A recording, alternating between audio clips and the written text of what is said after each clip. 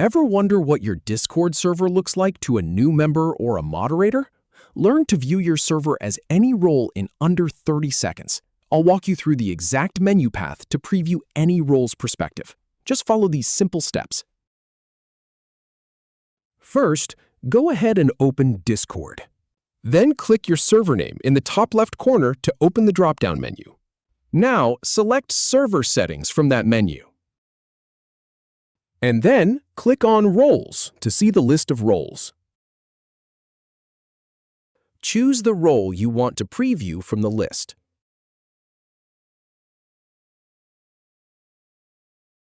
Click the 3 dots next to that role's name. Then select View Server as Role to see how the server looks to that role.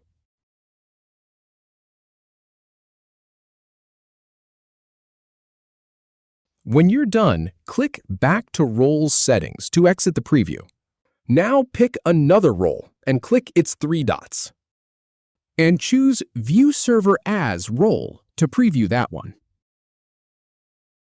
If you have any feedback or if any info is inaccurate, please leave a comment below. We'll do our best to answer or redo the video if needed. Thanks for watching.